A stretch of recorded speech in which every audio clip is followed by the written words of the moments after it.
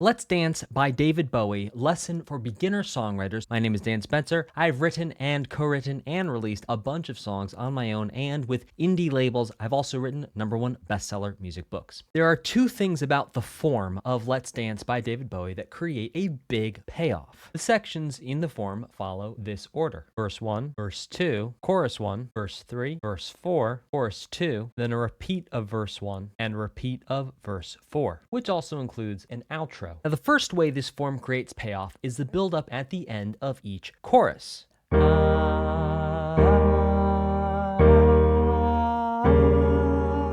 The chorus is building in tension, then releasing the tension. This makes the verses feel like resolution relative to the tension of the chorus. The second way the form creates payoff is with the outro section. The energy of the vocal performance ratchets up a notch combined with the familiar music and guitar solo. This feels like a celebration or party compared to all of the other verses that we've heard. And again, we could call this outro area verse 1 and verse 4 because yes, the same lyrics are repeated, but it's sung a little bit different. The melody changes and there's different things going on in the music, like with the guitar solo. So that actually creates contrast and payoff at the end of the song, bringing back something familiar, but changing it enough that it keeps it interesting. Now, a quick bonus tip, that guitar solo is actually Stevie Ray Vaughan, and the guitar chords are a second legendary guitarist, Nile Rodgers. Now, how could you possibly lose with two of the most prolific guitarists in history on your teams? Well, when you go to record your own songs,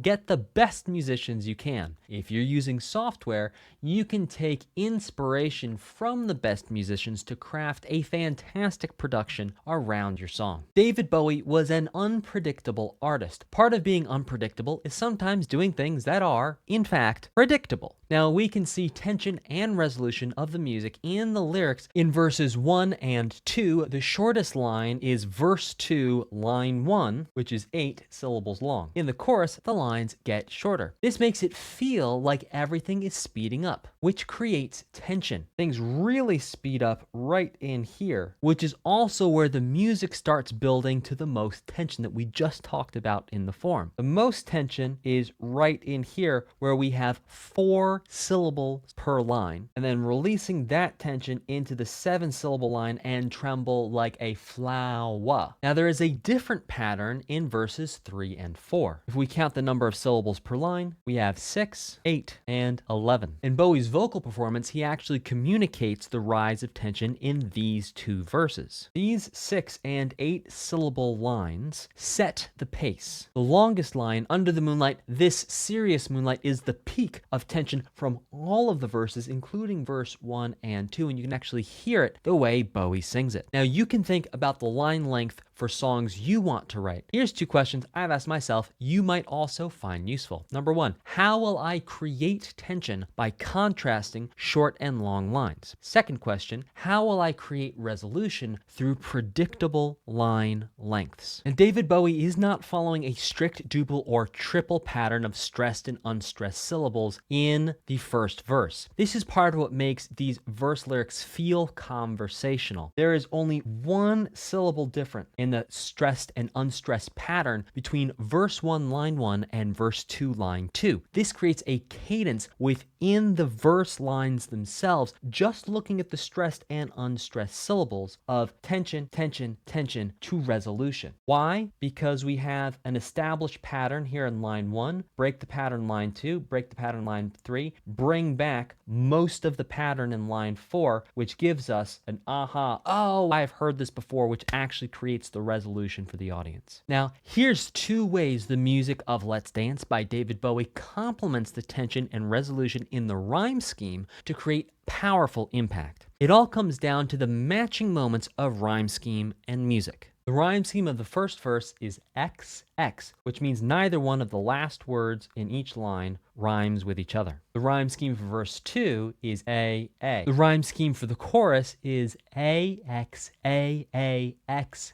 XX. Verse 3 is A. Verse 4 is A. The chorus repeats with the same exact rhyme scheme. And then our outro, verse 1 and verse 4 repeat with the same rhyme schemes as well. Now, the first way the music complements the lyrics is matching the predictable groove and rhyme scheme in the verses. Now, with the exception of verse 1, all verses have an A rhyme scheme. This is predictable, which goes along with the predictability of the music. The second way the music complements the rhyme scheme is as we head into the chorus. The tension in the rhyme scheme of the multiple unrhyming lines in a row matches the buildup and tension of the music. Now, as a quick bonus tip, the rhyme scheme of the chorus could also be thought of as A, X, A, B, B, B. Why? Because between fall and arms, we have an assonance connection. So we have aw and ah, the same vowel sound. Now, between fall and flower, there's the F sounds and the L sounds. Fall, flower. And if we say flower, the way Bowie actually sings it, a little British. If we say flower, we could actually think of this as being a slant rhyme in terms of the of flower being closely connected to the fall and arm vowel sound. This brings us to the topic of rhyme type. There are 7 different rhyme types David Bowie uses in the lyrics of Let's Dance. In verse 1, line 1, there is an internal perfect rhyme between shoes and blues. In verse 1, line 2, there's actually 2 internal rhymes. The first is assonance with nasal family consonant connections from song to on. The second is the A vowel sounds in there, play, and ray of radio. A. In verse 2, there's a perfect rhyme between face and space. It doesn't stop there, however. The diphthong, A-E, diphthongs when we take 2 vowel sounds and we squish them together, that shows up in face, and space also shows up in sway. Not as strong of a connection, but we also see the diphthong I-E in lights. The E at the end of that diphthong does line up with the E in empty. Looking at the chorus, there's an identical rhyme between run and run, as well as hide and hide. Perfect rhyme between you and to, and then another identical rhyme between into and into. It doesn't matter how it's spelled, it just matters how it sounds. This is actually an identical mosaic rhyme because we have into as 2 separate words which rhyme with the one word into. So I believe that might actually be a bonus rhyme type for you here today. In verse 3, there's a subtractive rhyme between fall and all. Subtractive because fall has the word all inside of it, and when those 2 rhyme, we just take away the F letter and we have all. That's a subtractive rhyme. In verse 4, we have an assonance connection, assonance meaning just vowel sounds connecting, between the A-E diphthong in eyes and moonlight. So we have eyes, moonlight, light. Now you can use these lessons for your own lyrics. You can copy the exact rhyme scheme that David Bowie is doing. Just make sure you copy the rhyme scheme and the rhyme types, not the actual words. It's okay to take a line or 2 from someone else, but more than that, and you're entering a space where people can sue you for copyright infringement. For example, you could take the line, put on your red shoes and dance the blues, but then change the next line to be, it's the Stones on the jukebox if she gets to choose. Looking for internal rhymes is a critical step to include when thinking about rhyme scheme. If we look at the rhyme scheme for verse 1, it's XX, 2 unrhyming lines. But when we add in the rhyme type, this allows us to look at the whole picture of what's going on within the rhymes, within the lyrics, like tonight, eyes, and moonlight. These are not in the same section, but they do create a feeling of rhyming assonance connection with the AE diphthong across verses. Now, the reason why I'm calling this up here, verse 1 and verse 2, is because we have this space between the 2 couplets, just like we have a space right here. And anytime you see a paragraph break in lyrics, it means we're in a new section. Now, lyrics aren't just about rhymes, they're also about alliteration, repeating sounds across different words that don't always rhyme with each other. Here's 6 times David Bowie uses alliteration in the lyrics of Let's Dance. The S sound in shoes, dance, blues, and song. The S sound again in verse 2, with sway and space. In the chorus, we have the R sound of run, run, or break, heart, arms, and flower. That's a bonus one for you. Then the H sound in hide, and heart. The B sound in because and break. And the F sound in for, fall, and flower. In verses 3 and 4, you have the F sound in for, fear, and fall. You can use alliteration in your lyrics to create non-rhyming connections between words. This can contribute in a pleasing way to the prosody, the overall ebb and flow and song of just the words themselves. Alliteration also doesn't have to be just the sound at the start of words. That's traditional way of looking at alliteration. I like to look at alliteration wherever the sound shows up, whether it's initial alliteration at the beginning, medial alliteration somewhere in the middle of the word, or terminal alliteration somewhere at the end of the word. Bonus tip, to make sure you really get alliteration, here's an extended example for you. Bowie beat Broadway belters by breaking boldly into Billboard charts. Did you hear how the B sound was repeated over and over again? That is alliteration. In a surprising twist, the title hook of Let's Dance by David Bowie is not actually sung by the lead singer until 6 minutes and 23 seconds into the song, when Bowie himself starts singing Let's Dance. This is interesting because all of the legwork of the repetition of the title hook comes down to the call of the background vocals. Now, this does make use of the first line power position in both verses and putting the title hook in there.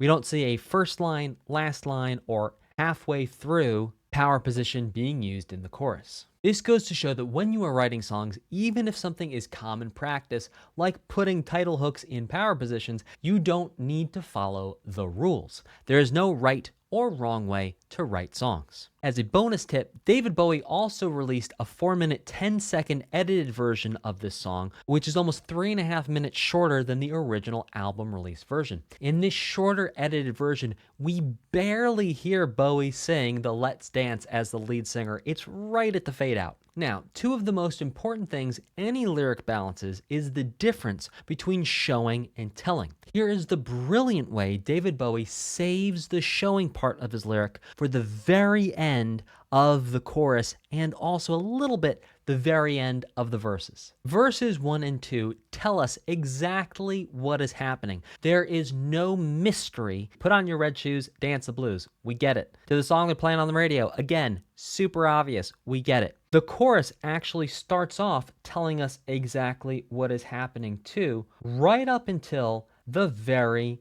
last line. In the last line, Bowie uses a simile, tremble like a flower, to create an image in our mind, and this shows us how his love interest in the song would fall into his arms. Now, verse 3 is figurative. It doesn't really seem to be showing or telling. However, in verse 4, line 2, this is the height of the verse tension, both in Bowie's vocal delivery and also in the line length we talked about earlier. Bowie uses personification, serious moonlight. This shows us what the moonlight is like by comparing it to a person. If we were to separate the verses and the choruses, we can see that Bowie is actually building to and waiting until the last line of each type of section to hit us with figurative language, which creates an imagery payoff. Starts here, telling, showing at the very last line with figurative language. Now, if we think in terms of the verses, it's a similar thing. Telling, kind of telling, figurative language right at the end, last line. You can strategically use figurative language, including personification, metaphors, and similes in your lyrics to create powerful images in the minds of your audience, just like David Bowie has done here. Now, looking at Let's Dance by David Bowie, there are 3 key insights that will help you write better lyrics. Now, when I say 3, obviously that's in addition to everything else you've learned so far in this video. The hook of this song is a title hook. A hook is something that is easy to remember. The title is the name of the song. So the name of the song is the title, and it's easy to remember. Why? Because it's repeated a whole bunch of times in the verses. The second is premise. The premise is what the song is really about. Now, the premise of this lyric seems to be about using dance as a way to escape from fear and to connect emotionally through love and maybe vulnerability. Now,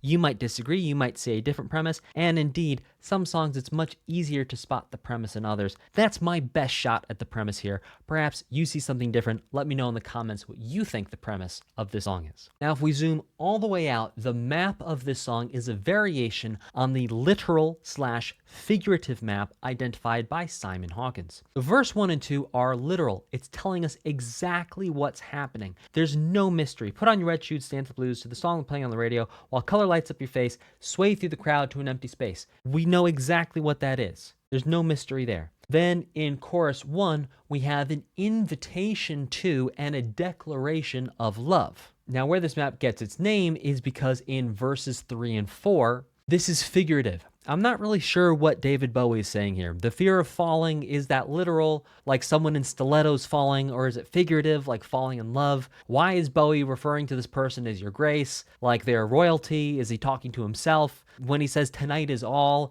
is that about how Bowie is scared that this might be the only night he connects with this person or that he's singing to? Again, I'm not really sure. And then ending with personification. So this is all figurative. I'm going to call it figurative. And then we're back to an invitation and declaration of love in the last chorus. So you can use the framework of hook premise map to distill any song down to its 3 core elements. You can also use hook premise map to create a plan for your own lyrics that gives you something to aim at every level of your lyric, and you can create lyrics starting from any of the 3. So you could start with a hook, then create a map for it, and then come up with a premise, or you could start with a map and a premise and then come up with a hook. It doesn't matter what order you go in. So my recommendation is take the time to start creating hook libraries for yourself, map libraries, and premise libraries for yourself. Now, one last thing to point out about the lyrics is the use of call and response in each line of the verses. The background vocals call with let's dance or let's sway, and the lead vocal responds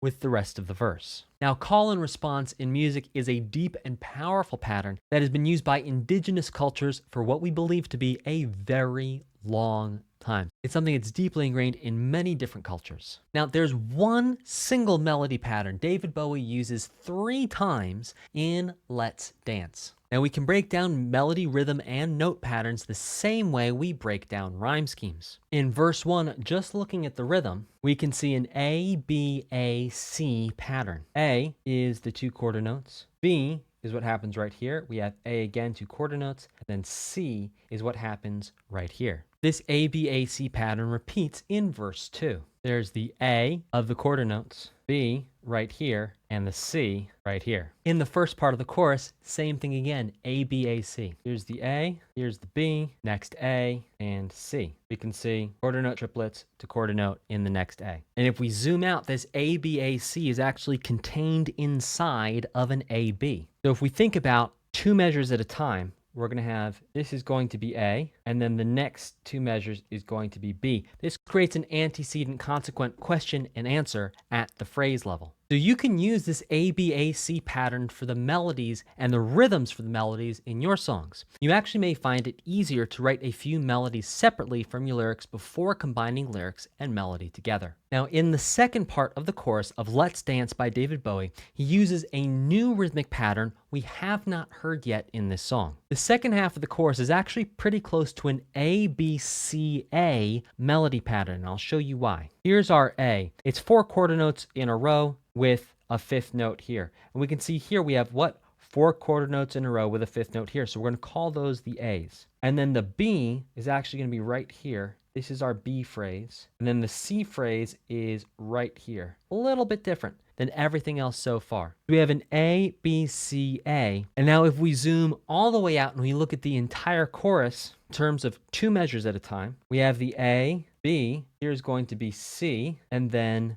D. So we have an A, B, A, C followed by an A, B, C, A contained within an A, B, C, D. Now, it's always useful to think about the melody both in rhythm and in notes at different levels. We can think about the melody as one measure at a time and find patterns there. Then we can zoom out just a little bit and think about the melody in two measures at a time and find patterns there. Same thing with four measures at a time and then finding patterns. Now, this method does not work perfectly every single time, but it is a fantastic place to start. It does work most of the time, and it's going to help you understand melody better and also be able to create melodies that balance between repetition and variation in your own songwriting. Now, there are 5 rhythmic motifs you should know about in the melody of Let's Dance by David Bowie. A motif is the smallest recognizable musical idea. In this case, it's a short rhythm that's repeated. The first motif is the call of the background vocals as 2 quarter notes. We can see this always starts on beat 4 of whatever measure it's in and then ends on beat 1. See that here, here, and here. Now, in measures 15, 19, and 26, we see a rhythmic pattern of long, short, short. Here we have long, short, short, long, short, short. Then again, here we have long, short, short, long, short, short. And you might say, hey, look, there's 2 eighth notes here. Yes, but it's for one word. So basically, it's 1 quarter note's worth of time per word. Sway through the crowd to and, which is the same rhythm as Dance the Blues and Radio. The next motif for us to look at is the quarter note triplet, and If You Say. We see it twice there, and then we see it again, Into My. We actually see that the motif is completed each time with a quarter note at the end. So if you say run, if you say hide, and into my arms. It's the same rhythm each time it comes back around. The fourth motif I want to point out to you is the quarter notes with a 5th attack in measure 37, 'Cause my love for you. And then also measure 43, Tremble like a flower. So slight variation here with the adding of the but still it's about the same idea, 4 quarter notes in a row to a 5th attack. Lastly, we also have a repeated rhythm. We have Run with You. We actually have this same exact rhythm right here, just move back 1/8 note, Break My Heart. And motifs are the smallest level that we're going to look for repetition and variation at. So if we think about the chorus just in terms of motifs, we have A, B, A, C, D, B, A, D. And the reason why I'm calling this A is because Into My Arms, these 4 attacks, oh, it's so close. It's still 4 attacks here, and it's actually a rhythm that sounds not dissimilar to this rhythm right here. So I'm going to call that an A, just a variation on A. So yes, we can think about melodies at the motif level as well, and by bringing in a little bit of motif repetition in your lyrics, you're actually going to create so many more layers of connection, repetition, and variation to make an interesting and intriguing melody. Now, there's actually a surprising connection between the Beatles song Twist and Shout and David Bowie's song Let's Dance. In the Beatles' Twist and Shout, the boys sing an ascending broken chord outlining the dominant chord, the 5 chord, 1 note at a time from root to 7th. That sounds like this.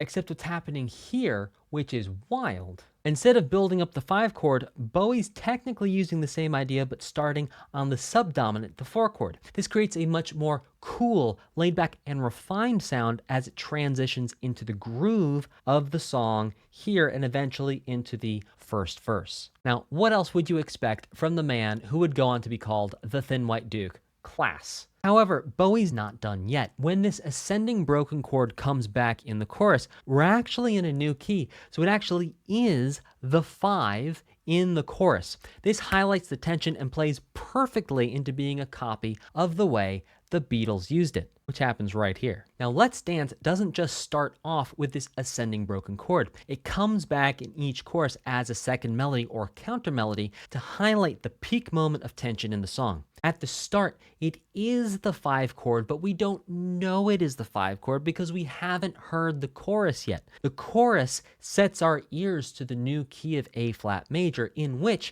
the E flat is the 5. And by the way, if you didn't understand what I just said, I have a free music theory course for songwriters here on this channel. Go ahead, and a card just popped up there, or it'll be in the description. Check out that course. It's free for you. I sell it on my website for $300, and you get access to it here for free. So save it, finish watching this video, but go watch that afterwards. Also, fun story, I got to see Pete Best, who is the original drummer for the Beatles, play Twist and Shout at the Helen Hayes Center for the Arts in Nyack, New York, years ago, and man, that was really cool. There is one note difference between the verses and the chorus, Let's Dance, that creates intriguing contrast. First of all, we should say we're in the key of B flat minor in the verses. The notes of the first are all from a B flat minor pentatonic scale. Even with the key change in the chorus, all of the notes of the B flat minor pentatonic are present in the new key. They get different treatment and different emphasis to create more stable melodies over the new chords, but they're still there. Now, the one key note that shows up to create contrast at the note level is the C note in the choruses. Now, the C note would work perfectly well in the key of B flat minor in the verses, because it is the supertonic or scale degree 2, but it doesn't show up in the B flat minor pentatonic scale. Here we have B flats, A flats, D flats, and E flats for the lead singer in the verse, and then we have the background singers hitting an F to a B flat. So even if you do not change keys when you go into a chorus in your own songs, you can think about saving a note or two or three for the chorus that you don't use in the verses. Now, you could also remove a note you used in the verses from the chorus. This will help you create contrast between sections with your melodies. Also, the last note of the chorus is the highest note in the entire melody in terms of what the lead vocal sings. This is the second note we don't hear anywhere else except for the background vocals in the verse. This is another way of creating tension and making the chorus stand out. The chorus has a higher note than all other parts of the song. So right at the height of tension in the melody and right at the height of tension in the lyrics, the note of the melody for the entire song builds up to that point, never reaching it until the very end. We can really think that the entire vocal melody just builds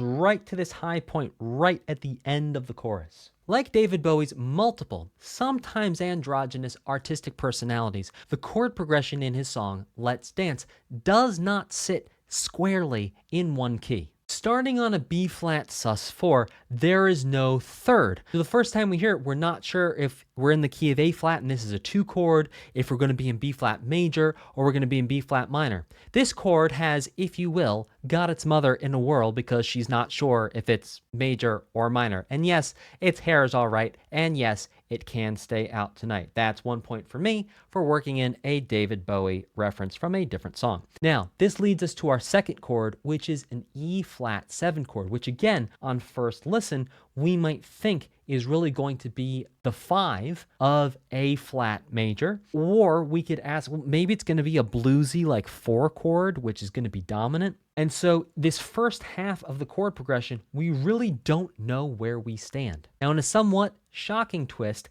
next up is a G flat major 6 chord, which is the flat 6 of B flat minor, which is followed by a touch of certainty, which actually helps us orient ourselves to the tonal center of the key, which is going to be this B flat minor right here. So looking at the verse, we could call this a 1 sus4 to a 4-7 to a flat 6-6 to a 1 minor. Now, there's nothing wrong with using standard chord progressions, and indeed they're called standard for a reason because they work so well, so many people have used them. Now, this song is a lesson in how to spin things around and give your audience new sounds they don't always hear. Almost makes me feel like I would rather just play here with all the Mad Men day after day. Anyway, that is 2 points for me for more David Bowie references. Now, the chorus chord progression of Let's Dance by David Bowie has a unique twist that stands in sharp contrast to a common chord progression that comes after it. In the first half of a chorus, there's a 1,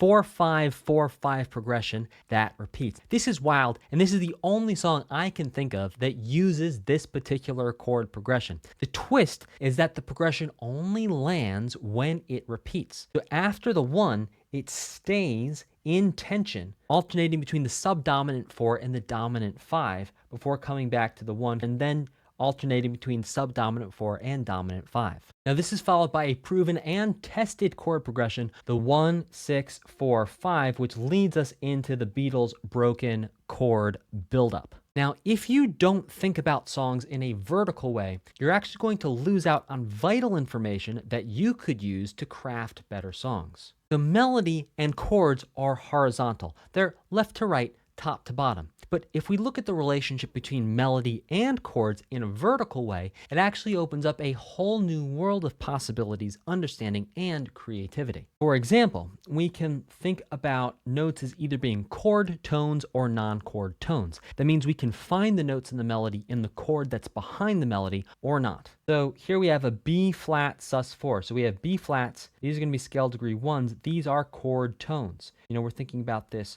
vertically. We have a flat 7. That is not a chord tone. Then we have 1, flat 7, 1. So we have a bunch of chord tones, and then we come to the E flat. So now our chord tones change. The B flat is now actually the 5 relative to the E flat. And there's a D flat, which is the flat 7. So it's all chord tones here with the E flat 7. And we can think about the alternating between chord tones and non-chord tones as another layer of tension and resolution being played out between the notes and the chords behind the notes. You are now in G flat. B flat is 3. We have 3, 2, 3, 3, 5, 3, 5, 3. So a lot of chord tones here. And then the B flat, we have 3, 1, 1, again, relative to the B flat. Now, something interesting to look at here is how we have the same melody here. We have D flat to B flat, but here it's actually over an E flat, whereas here it's a B flat. And this actually creates something of like a question and then a response.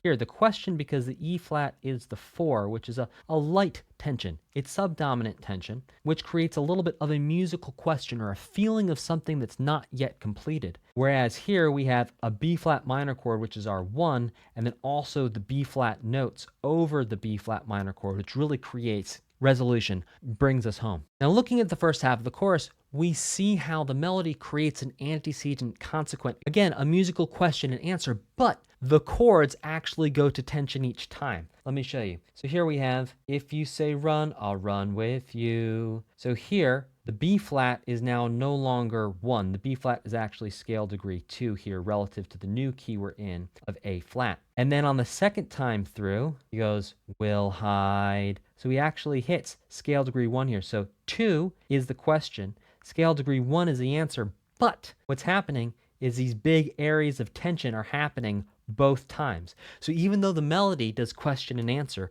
the chords stay question, question, which creates a very interesting dichotomy and play between the melody and chords, and what you would think of having the predictability of the question and answer, which is a very common musical framework to have. And then David Bowie, being unpredictable, gives us an element of predictability with the question and answer at the melody level, but then unpredictability by leaving the chords as question, question. Now you can keep going with more song breakdowns. They're going to appear in the corner somewhere here, as well as the music theory course I mentioned. It's going to be here or here or here or here somewhere. Go ahead, click on music theory course. Check it out. I sell it for like $300 on my website. You get it for free here. Go ahead, go through the whole thing. There's 10 modules. It's going to help. I promise you it is going to help your songwriting. Again, click here, keep going, keep rocking, keep rolling.